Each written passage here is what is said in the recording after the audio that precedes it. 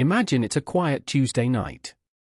You're scrolling through Google Maps, casually exploring some obscure corner of the world, perhaps a remote island you've only ever dreamed of visiting. Suddenly, a patch of land.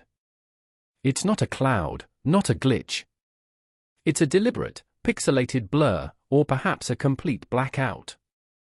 What could be so secret, so sensitive, that even the world's most comprehensive digital map deems it too dangerous for public eyes? For countless curious explorers like our fictional protagonist, Alex, an amateur geographer from Helsinki, this isn't just a technical anomaly, it's an irresistible invitation into a world of hidden truths and classified secrets. This isn't science fiction. These digital ghosts are real, scattered across the globe on platforms like Google Maps and Google Earth. From seemingly innocuous stretches of desert to entire island nations, these blurred or obscured zones have become modern-day enigmas. Alex, with his trusty laptop, spent countless evenings zooming in, trying to decipher the undecipherable. Why are these places hidden? Who decides what we can and cannot see? And what exactly lies beneath those digital veils? Our journey today will take us deep into the heart of this cartographic mystery, separating the pixels of truth from the fog of speculation. Google, like any responsible mapping service, operates within a complex web of international laws and national security requests. Officially, these instances of blurring or pixelation are primarily a response to government demands. Think about it, a nation's security agencies might request the obscuring of sensitive military installations to prevent potential adversaries from gathering intelligence. This proactive approach aims to safeguard critical infrastructure and personnel. So, for Alex, this meant that some of his digital detours into hidden zones were simply a result of standard, albeit secretive, government protocols. The most common and widely acknowledged reason for map censorship is national security. Governments worldwide are understandably protective of sites vital to their defense and intelligence operations. These can include anything from clandestine missile silos to top-secret airbases, or even the headquarters of an intelligence agency. The idea is simple: if an enemy, or even a curious individual with malicious intent, can't pinpoint the exact location or layout of a critical facility, the risk of attack or espionage is significantly reduced. It's a digital shield in a constantly connected world. Consider the countless military installations across the globe.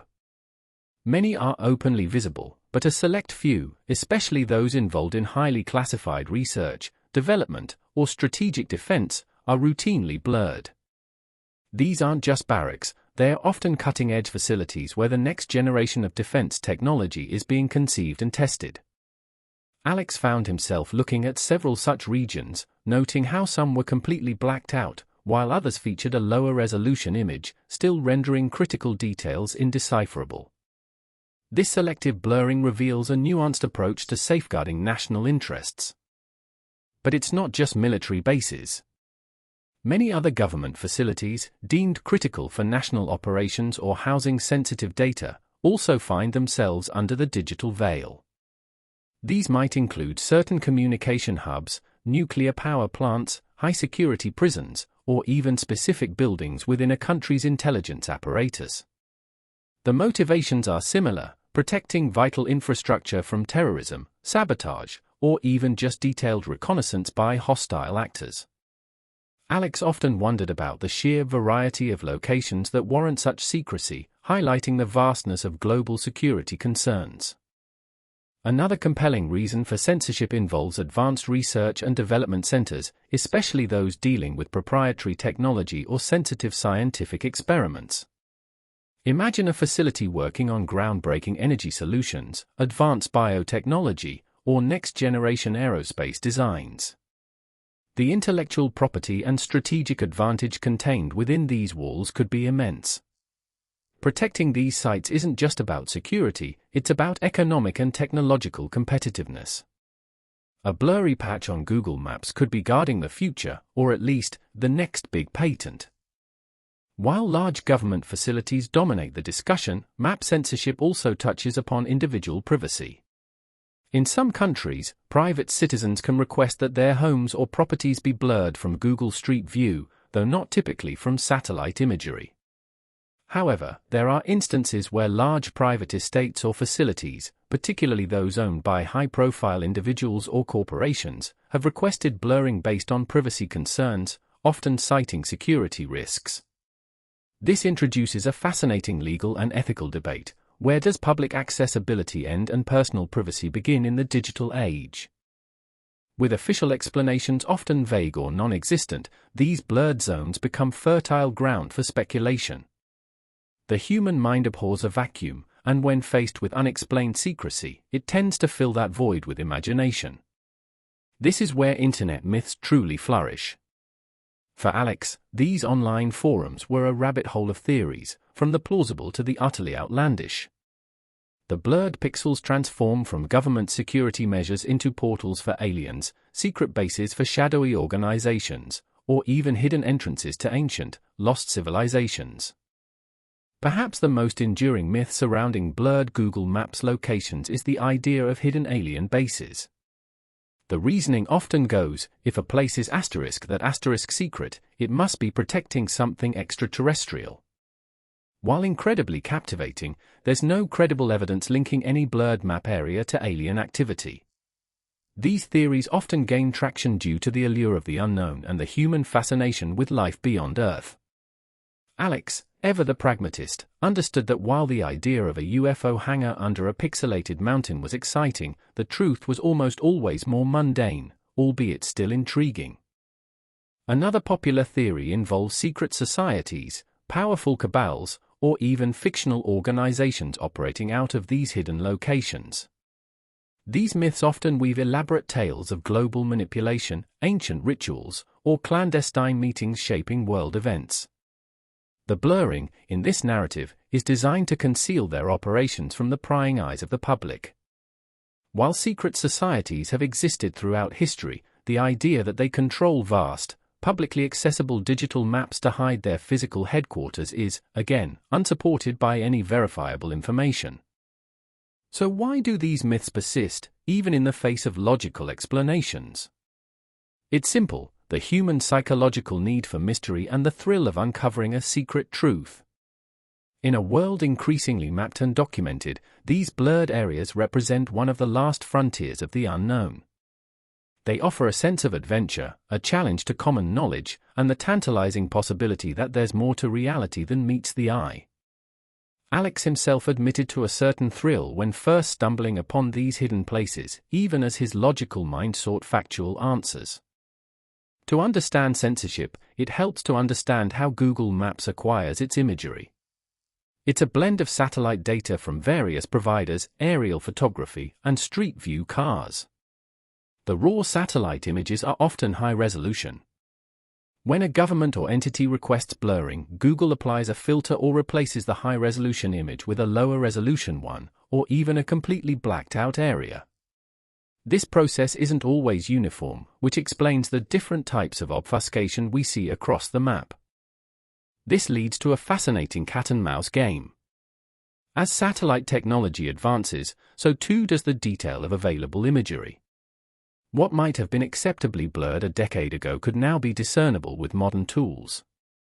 Governments constantly reassess their security needs, leading to updated requests from map providers. On the other side, citizen investigators like Alex, armed with new software and keen eyes, are always looking for subtle clues or changes, pushing the boundaries of what's discoverable, sometimes even using historical imagery to glimpse what once was.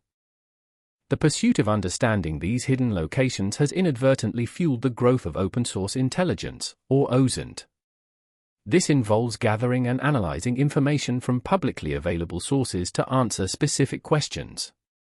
While Google Maps may blur a site, dedicated OSINT practitioners might cross-reference other satellite providers, old maps, public flight logs, or even local news reports to piece together a picture of what's being hidden.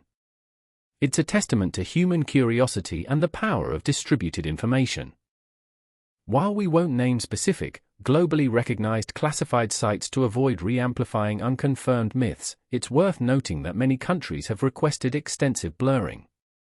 Examples often include large stretches of desert in certain nations, known for defense testing or secret installations, or specific islands in politically sensitive regions.